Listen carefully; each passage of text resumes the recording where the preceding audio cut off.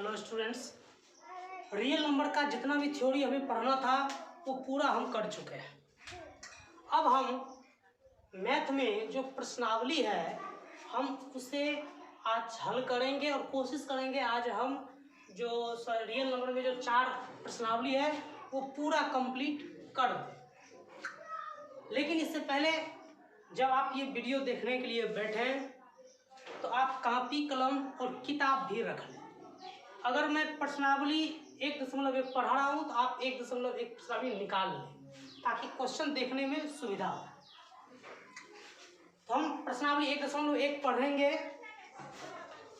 तो इसमें हम देखते हैं कि 1.1 में पहला क्वेश्चन है कि निम्नलिखित संख्याओं का HCF ज्ञात करने के लिए यूक्लिड विभाजन एल्गोरिथम का प्रयोग करें।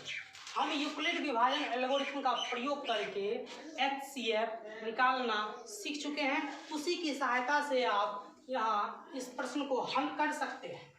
135 है और 225 है, तो इसको आप हल कर लेंगे।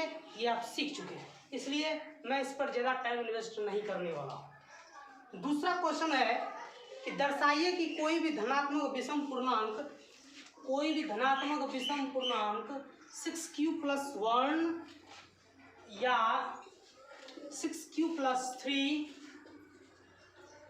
या 6q+5 के रूप का होता है। कि कोई भी धनात्मक विषम पूर्णांक होगा वो इसी रूप का होगा। हम बताए हैं कि वो कौन संख्या होगा जो इस रूप का होगा, हमें पता नहीं है। कैसे पता करेंगे? मान लेंगे। तो माना हम इसे लिख सकते हैं कि माना, ये सेकंड क्वेश्चन है, माना धनात्मक विषम पूर्णांक बराबर ए जो इस रूप में है, यानी a बराबर जो है 6q+1, 6q+3, 6q+5 इस रूप में है। ये इसका मतलब क्या हो गया कि ये बराबर हो गया इतना गुना इतना प्लस इतना के रूप में। इसका मतलब हुआ कि इसको हम भाज्य मानेंगे। भाज्य बराबर भाजक गुना भागफल प्लस शेष। ये हो गया क्या? भाजक। 6 हो गया भाजक। तो जब हम ये लिखते हैं तो उसके बाद हम भाजक लिखते हैं। भाजक b बराबर यहाँ 6 हो जाएगा। और जब भाजक हम लिख लेते हैं तो उसके बाद हम बताए हैं कि तुरंत हम शेषफल भी लिख लेंगे। अब भाजक 6 है, शेषफल कितना होगा? हम बताए 0 से शुरू होता है। 0 से शुरू होता है, कहाँ तक जाएगा? 6 है 5 तक। 3 4 5 10 भाजक, शेषफल 9 तक ही रहेगा। चलिए ये कंप्लीट हो गया। इसके बाद हम क्या करते हैं? भागफल तो है नहीं, तो पुनः माना भागफल बराबर q और यूक्लिड विभाजन एल्गोरिथम से होता क्या है? a बराबर होता है bq+r। और इस प्रकार से हम क्या करेंगे? अब जब r बराबर शेष इतना है, जब शेष 0 होगा तब ये एक किस रूप में होगा लिख लेंगे। फिर जब शेष 1 होगा तब a किस रूप में होगा वो लिख लेंगे। इस प्रकार से हम देखेंगे कि कौन सा फॉर्म सम आता है, कौन सा विषम आता है। तो जब हम पूरा लिखेंगे तो पता चलेगा कि इसी रूप में जो होता है वही विषम आता है, आएगा ही। 6 है यहाँ पर, सम है, सम को किसी से भी गुना करते हैं तो सम आता है, और सम में हम 1 जोड़ देंगे तो वो विषम हो जाएगा। इस प्रकार से ये क्वेश्चन भी हमारा आसानी से बन जाएगा। इसके बाद अगला क्वेश्चन हम देखते हैं। अगला क्वेश्चन है कि किसी परेड में 616 सदस्यों वाली एक सेना आर्मी की टुकड़ी को 32 सदस्यों वाली एक आर्मी बैंड के पीछे मार्च करना है।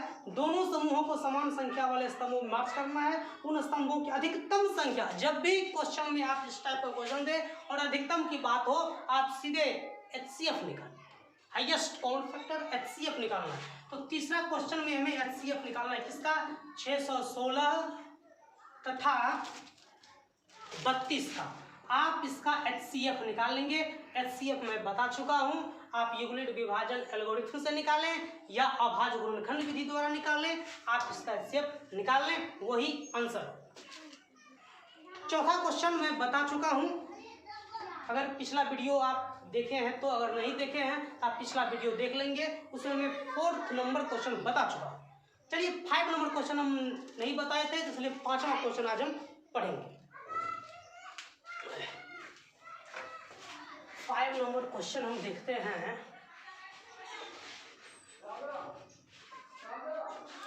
तो देखिए 5 नंबर क्वेश्चन कह रहा है, यूक्लिड विभाजन प्रमेय का प्रयोग करके दर्शाइए कि किसी धनात्मक पूर्णांक का घन किस रूप में हो। 9m + 1 9m + 8 किसी धनात्मक पूर्णांक का घन जो होगा क्यूब, वो इस रूप में होगा। ऐसा आप सिद्ध करके दिखाइए।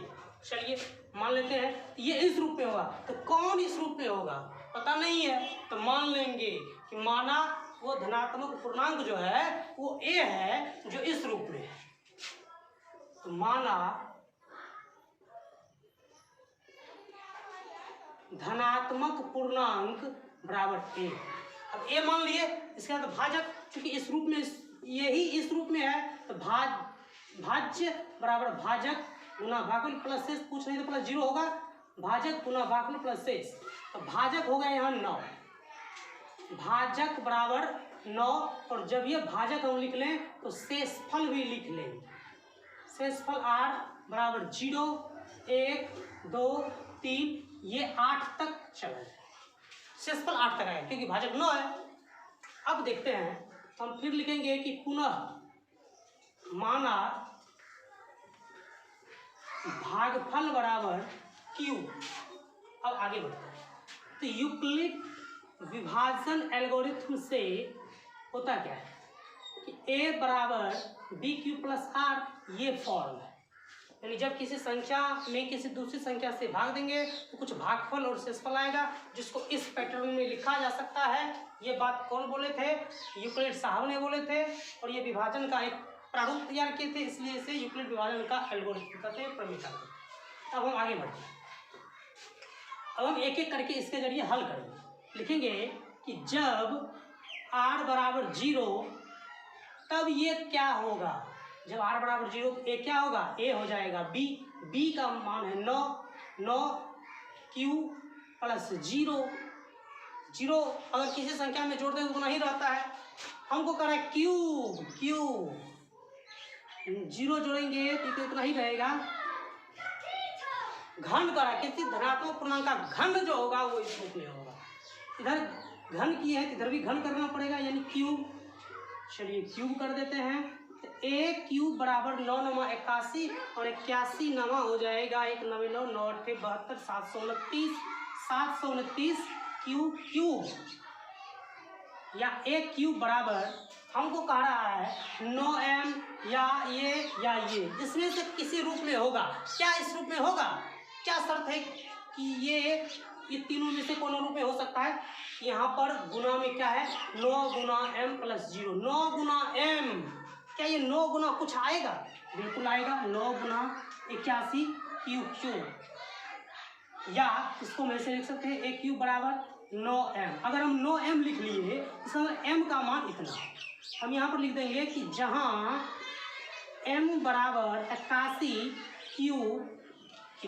अगर m बराबर इतना है, कोई भी पूर्णांक हो सकता है क्योंकि ये भी तो कोई संख्या ही है। इस संख्या का एक संकेत ले लिए m, ये 9m के रूप में लिखा जा सकता है। चलिए जब r बराबर 0 तो इतना आ गया। अब r बराबर 1, जब r बराबर 1 तब a क्या होगा? ये हो जाएगा b का मान है 9 क्यूब प्लस r की जगह पर अब 1 रखेंगे, लेकिन हमको कह रहा है घन के रूप में दिखाना है। इधर हम घन किए तो इधर भी घन करना पड़ जाएगा। a क्यूब a + b का होल क्यूब। अब a + b का होल क्यूब आपको याद रखना पड़ेगा। a + b का होल क्यूब होता है a cube + 3a² b + 3ab² + b cube. ये फॉर्म होता है, इसको आप याद रखिए। हम यहाँ पर देखें a क्यूब मतलब 9 q का क्यूब प्लस b ए क्यूब प्लस 3a² भी 3a², ए यानी 9 क्यू का स्क्वायर गुना बी, बी मतलब 1 प्लस 3ab², तो 3a का मतलब 9 क्यूब, बी का स्क्वायर यानी 1 का स्क्वायर प्लस बी क्यूब यानी 1 का क्यूब। अब हम लिखेंगे ए क्यूब बराबर 9 9 81, 81 9 कितना होता है, तभी तुरंत हम निकालने हैं 729 क्यूब प्लस 9 9 81, 81 तिया 1 तिया 3 8 तिया 24 243 क्यू स्क्वायर, 1 से गुना करेंगे उतना ही रह जाएगा, प्लस 9 तिया 27 क्यू स्क्वायर प्लस 1। अब हम आगे देखते हैं, ए क्यूब बराबर हम देख रहे हैं यहाँ पर इसमें तीनों में 9 कॉमन आएगा, जहाँ भी कॉमन आएगा आप कॉमन ले लीजिए, तो 9 कॉमन आ जाएगा, तो यहाँ हो जाएगा 81 क्यूब 9 दूनी 18 9 27 क्यू स्क्वायर 9 तिया 27 क्यू स्क्वायर प्लस 1 हो जाएगा। अब यहाँ हम देखते हैं ए क्यूब बराबर 9, देखिए 9 गुना इतना प्लस 1, इतना को हम एक राशि मान लेते हैं, कोई पूर्णांक मान लेते हैं, संकेताक्षर मान लेते हैं, तो m 9m प्लस 1, हम इसको क्या करेंगे 9m प्लस 1, तो जहाँ m बराबर कितना हो जाएगा 9 गुना m प्लस 1, तो m बराबर हो जाएगा 81 क्यू का cube plus 27 Q square plus 3 Q square हो गया। अब अगला स्टेप में चलते हैं, जब r 2 होगा, यहाँ हम लिखेंगे जब r बराबर 2 तब ए क्या होगा, ए हो जाएगा 9 क्यू प्लस 2, लेकिन हमको कह रहा है घन के रूप में दिखाने के, ए क्यूब बराबर 9 क्यू प्लस 2 इसका होल क्यूब, ए क्यूब प्लस ए क्यूब यहाँ नहीं, ए क्यूब प्लस बी क्यूब, ए प्लस बी का होल क्यूब। यहाँ पर हम देख रहे हैं अभी तुरंत हम सूत्र लिखे थे a cube plus 3a² b plus 3ab² plus b cube, हम वही काम यहाँ भी करेंगे, 9 क्यू का क्यूब प्लस 3 गुना 9 क्यू का स्क्वायर गुना 2 प्लस 3 गुना 9 क्यू प्लस 2 का स्क्वायर प्लस गुना, और यहाँ हो जाएगा प्लस बी क्यूब। अब देखते हैं ए क्यूब बराबर ये तो हो जाएगा 700, कितना था यहाँ 729 क्यू प्लस 9 9 81 81 तिया 243 9 9 81 स्क्वायर 9 9 81 तिया 243 दूनी हो जाएगा 486 क्यू स्क्वायर। अब यहाँ दूनी 4 दिया 12 12 9 108 क्यू प्लस दूनी 4 4 दूनी 8। अब यहाँ हम देखते हैं तो ए क्यूब बराबर इसमें भी क्या कॉमन आएगा, बिल्कुल आएगा, इसमें कॉमन आएगा, इसमें और इसमें तीनों 9 कॉमन ले लेंगे, तो यहाँ बच जाएगा 81 cube plus 9 × 5 = 45 9 × 6 = 54 Q square plus 12 9 108 12 Q plus 8। अब यहाँ पर हम देखते हैं ए क्यूब बराबर 9 गुना इतना प्लस 8 यानी 9m प्लस 8, इसको m मान लेंगे, हो जाएगा 9m प्लस 8, हम लिख लेंगे जहाँ m बराबर 81 Q plus 56 Q square plus 12 Q.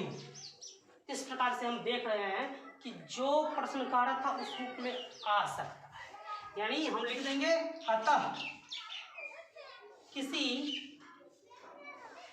धनात्मक पूर्णांक का घन 9m प्लस 1 या 9m प्लस 8 के रूप में लिखा जा सकता है।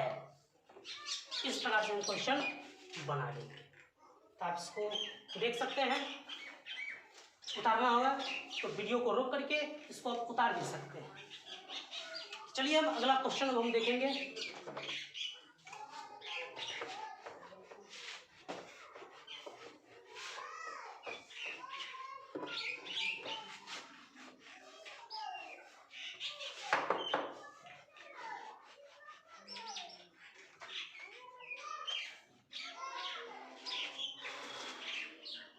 प्रश्नावली 1.1 खत्म हो चुका है। अब प्रश्नावली 1.2 पर हम चलते हैं। तो प्रश्नावली 1.2 में क्वेश्चन है कि निम्नलिखित संख्याओं को अभाज्य गुणनखंड के रूप में लिखिए। अभाज्य गुणनखंड के रूप में तो हम लिखना पहले ही सीख चुके हैं। यहाँ पर कह रहा है 140 का अभाज्य गुणनखंड, तो अभाज्य गुणनखंड लिखना हम सिखा चुके हैं। 70, 35, 5, 7 हो गया। 140 बराबर 2 गुना 2 गुना 5 गुना 7 हो गया। यही अभाज्य गुणनखंड विधि। तो पहला क्वेश्चन आपको बन जाएगा। दूसरा क्वेश्चन है कि पूर्णांकों के निम्नलिखित युग्मों के एचसीएफ और एलसीएम ज्ञात कीजिए। आपको अभाज्य गुणनखंड विधि द्वारा एचसीएफ और एलसीएम ज्ञात करना है तथा इसकी जांच कीजिए कि दो संख्याओं का गुणनफल बराबर एचसीएफ गुणे एलसीएम। कह रहा है कि दो संख्याओं का गुणनफल बराबर एचसीएफ गुना एलसीएम होता है। आप इसकी जांच कीजिए। हम ये जांच बता चुके हैं। जब दो संख्याओं का एचसीएफ और एलसीएम निकालेंगे तो दोनों संख्याओं को जो गुना करेंगे और एचसीएफ और एलसीएम निकाल के जो गुना करेंगे तो दोनों गुणनफल बराबर होता है। आपको चेक करके बता चुके हैं। आप इसको हल करके चेक कर सकते हैं। अगला क्वेश्चन है कि अभाज्य गुणनखंड विधि द्वारा निम्नलिखित पूर्णांकों के एचसीएफ और एलसीएम ज्ञात कीजिए। तो तीसरा क्वेश्चन में आपको एचसीएफ और एलसीएम पूछ रहा है, आप आसानी से निकाल सकते हैं। चौथा क्वेश्चन 306 एचसीएफ 306 657 बराबर 9 दिया हुआ है। एलसीएम पूछ रहा है। यहाँ पर आप देख रहे हैं पहली संख्या दी हुई है, दूसरी संख्या दी हुई है, एचसीएफ दी हुई है, एलसीएम पूछ रहा है। तो एलसीएम बराबर क्या होता है? पहली संख्या पुनः दूसरी संख्या और बटा एचसीएफ। आप आराम से निकाल सकते हैं। पांचवा क्वेश्चन है 6 का पावर n 0 पर समाप्त होगा जहां n प्राकृत संख्या है। कैसे हल करेंगे तो हम बता चुके हैं। जो संख्या दिया रहेगा उसका खंडन कर लेंगे। तो 6 का खंडन होता है 2 गुना 3। और हम बताए हैं कि जब किसी संख्या का अभाज्य गुणनखंड करेंगे तो उसके अभाज्य गुणनखंड में 2 और 5 जब तक नहीं आएगा तब तक वो 0 पर समाप्त नहीं होगा। इसका मतलब यहाँ पर हम देख रहे हैं 2 और 3 है, 5 नहीं है, इसलिए कभी भी 0 पर समाप्त नहीं होगा। छठा क्वेश्चन है कि बताइए कि अभाज्य है कि भाज्य है। ऐसा क्वेश्चन है और इस टाइप का क्वेश्चन हम हल कर चुके हैं। किसी भी प्रकार की समस्या नहीं होगी। समस्या होगी तो पिछला वीडियो देख लीजिएगा, आसानी से बन जाएगा। सातवां क्वेश्चन है कि किसी खेल के मैदान के चारों ओर एक वृत्ताकार पथ है। इस मैदान का एक चक्कर लगाने में सोनिया को 18 मिनट लगते हैं। सोनिया को 18 मिनट लगते हैं, जबकि इसी मैदान का एक चक्कर लगाने में रवि को 12 मिनट लगते हैं। देखिए इस टाइप का जब भी क्वेश्चन रहे 3-4 विद्यार्थी भी दे सकता है कि मान लीजिए 3-4 विद्यार्थी इस टाइप का दे दे कि इसको कोई काम करने में 12 सेकेंड लगता है, इसको 14 सेकेंड लगता है, इसको 18 सेकेंड लगता है, इसको 20 सेकेंड लगता है। इस प्रकार से जब भी क्वेश्चन दे और ये कहे कि एक साथ वो कब, जैसा इसमें दिया है कि वो दोनों एक ही स्थान और एक ही समय पर चलना प्रारंभ करके एक ही दिशा में चलते हैं, कितने समय बाद वो पुनः प्रारंभिक स्थान पर मिलेंगे, कब मिलेंगे? जब भी इस टाइप का क्वेश्चन रहे तो आप सीधा एलसीएम निकाल। एलसीएम बता चुके हैं कैसे निकाला जाता है, आसानी से आप निकाल सकते हैं। चलिए अब हम अगला क्वेश्चन चलते हैं 1.3 पर। तो प्रश्नावली 1.3 में है। प्रश्नावली 1.3 का एक एक क्वेश्चन आप बना सकते हैं। इसमें किसी प्रकार की समस्या नहीं है क्योंकि हर टाइप का मैं बता चुका हूँ क्वेश्चन। इसमें अपरिमेय संख्या को सिद्ध करना है। तो अपरिमेय संख्या क्या है? पहला क्वेश्चन में √5 है, आप आसानी से इसको हल कर सकते हैं, मैं बता भी चुका हूँ। दूसरा क्वेश्चन है 3 + 2√5, इससे भी ये आसान है, बन जाएगा। उसके बाद है 1/√2, ये भी बता चुका हूँ। 7√5 आसान है, बन जाएगा। 6 + √2, ये एक एक क्वेश्चन आसानी से बन जाएगा। अब चलिए लास्ट चैप्टर हम चलते हैं 1.4। 1.4 में है कि बिना लंबी विभाजन प्रक्रिया किए बताइए कि निम्नलिखित परिमेय संख्याओं के दशमलव प्रसार शांत या अशांत आवृत्ति। मैं बता चुका हूँ शांत अशांत के चैप्टर में। पहला जो दिया है कहता ये 13/3125 है, तो 13/3125 है तो शांत होगा कि अशांत आवृत्ति होगा? तो कैसे चेक करेंगे? जैसे हम बताए हैं वैसे ही चेक करेंगे। कैसे? देखिए हम बताए हैं कि ऊपर में क्या है तब तक नहीं देखेंगे जब तक कटने वाला नहीं हो।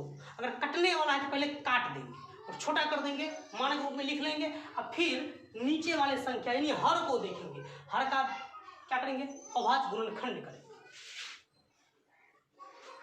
5 से लग जाएगा क्योंकि अंत में 5 है। अंत में 5 या 0 रहे सीधे उसको 5 से आप लगा सकते हैं।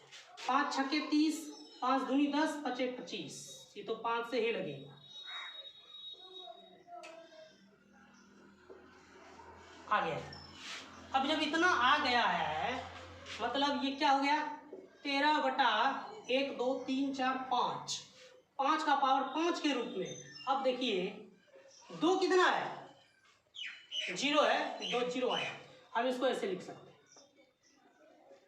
तो पावर हम बताए पूर्ण संख्या के रूप में हो। यहाँ पर हम देख रहे हैं बताए थे कि शांत वही होगा जो p/2 के पावर m और 5 का पावर n, यानी m और n जो है पूर्ण संख्या में से कौन होना चाहिए। पूर्ण संख्या 0 से शुरू होता है तो 0 होना चाहिए। अगर कोई नहीं है हम उसको पावर 0 लगा करके मानेंगे कि ये है, ये इस रूप में है, इसका मतलब ये शांत है। अगर इसमें कोई और संख्या 3, 2 और 5 अलावा कोई भी संख्या अगर आ जाता वो हो जाता अशांत। अब हम यहाँ पर देख रहे हैं ये तो शांत है, वो तो चेक कर लिए हैं शांत है। अब हाँ तो बस शांत है तो हो गया, ऐसा ही चेक कर लेना है कौन शांत है कौन अशांत है। दूसरा क्वेश्चन है कि ऊपर दिए गए, यानी पहला क्वेश्चन जो हम बनाएंगे चेक करेंगे कि शांत है कि अशांत आवृत्ति, उसके बारे में बोल रहा है कि ऊपर दिए गए प्रश्न उन परिमेय संख्याओं के दशमलव प्रसारों को लिखिए जो शांत है उसका दशमलव प्रसार लिखिए। तो पहला क्वेश्चन हम रखते हैं यहाँ। दूसरा में पहला क्वेश्चन तो हम कह रहे हैं कि ये शांत है। अब शांत है जिसका दशमलव प्रसार कैसे निकलेगा? जब हम निचलका से ऊपर का में भाग करेंगे, यानी 31/25 से हम भाग करेंगे 13 में, तो 13 में भाग करेंगे तो कैसे भाग करेंगे? 0 लगाएंगे। 31/25 को एक बार पढ़ेंगे तो 31/25 होगा, इसलिए 0 बार पढ़ेंगे तभी तो 13 से कम होगा। तो 13 दशमलव देंगे तो 1 0 आ जाएगा। दशमलव देंगे तो 1 0 आ गया।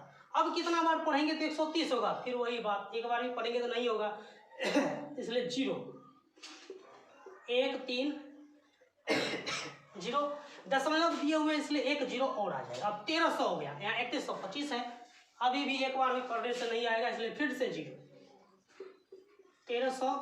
अब दशमलव दिए 1 0 और आ जाएगा।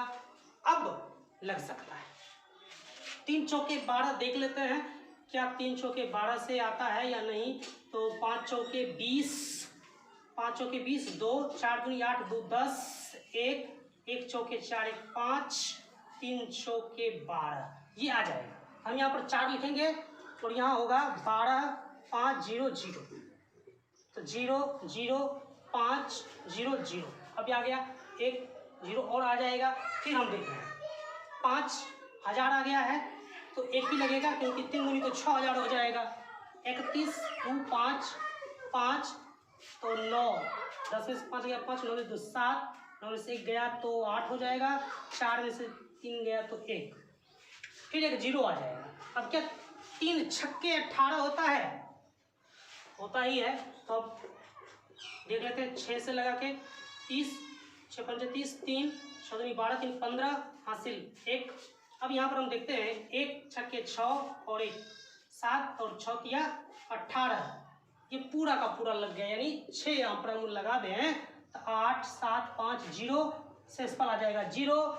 मतलब हो गया कि 13/3125 बराबर 0.00416। यही दशमलव प्रसार लिखना है। जो शांत होगा उसको दशमलव के रूप में लिख देना है। अब देखिए लास्ट क्वेश्चन है, कुछ वास्तविक संख्याओं के दशमलव प्रसार नीचे दर्शाए गए हैं। ये दशमलव प्रसार दिया है तो हम बोर्ड पर लिख रहा हूं।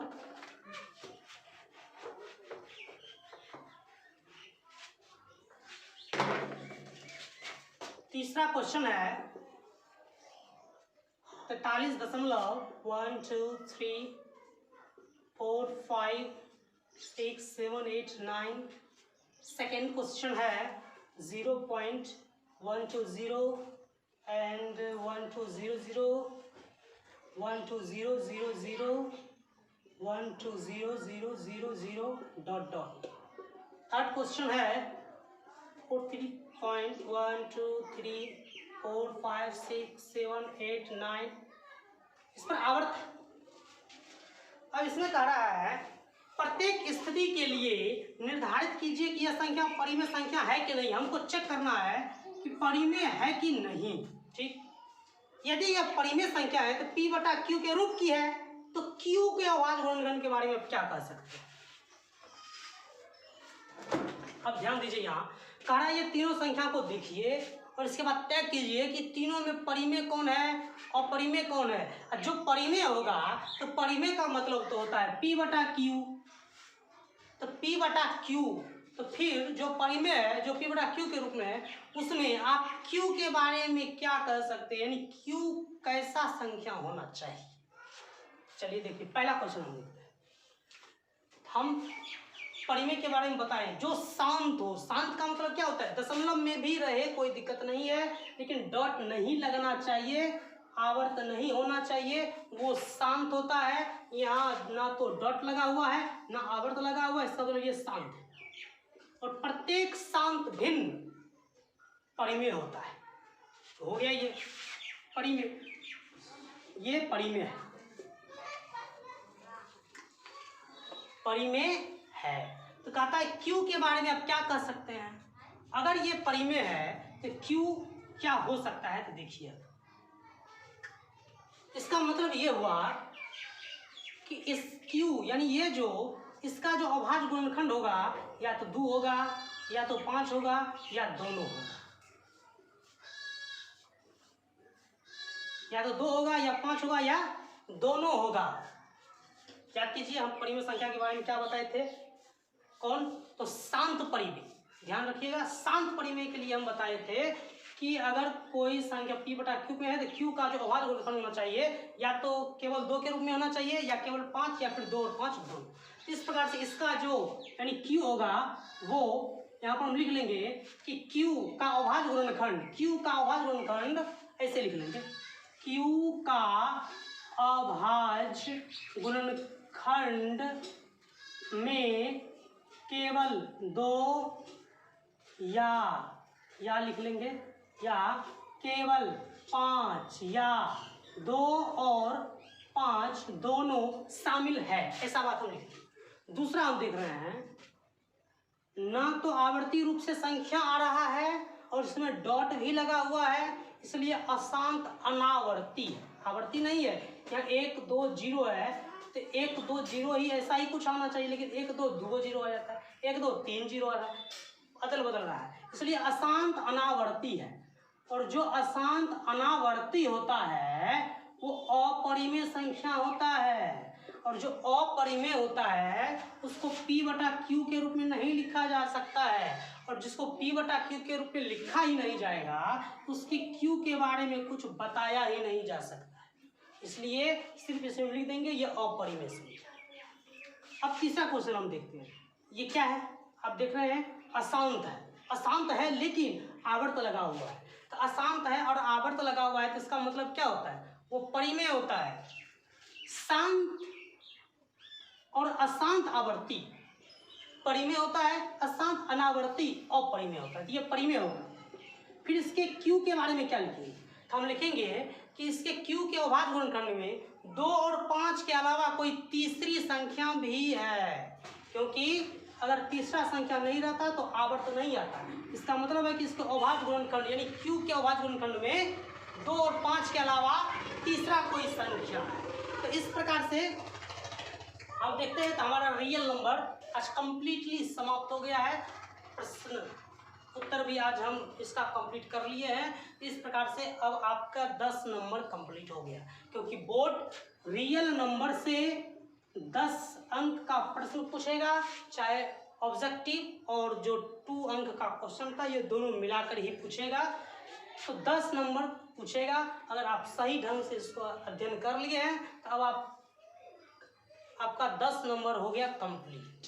तो ठीक है, इसको एक बार फिर से अच्छी तरह से पढ़ लीजिएगा। दिक्कत हो तो वीडियो देखते रहिए। और इसका फिर से रिवीजन आप कर लीजिएगा। फिर हम अगले चैप्टर में आते हैं। धन्यवाद।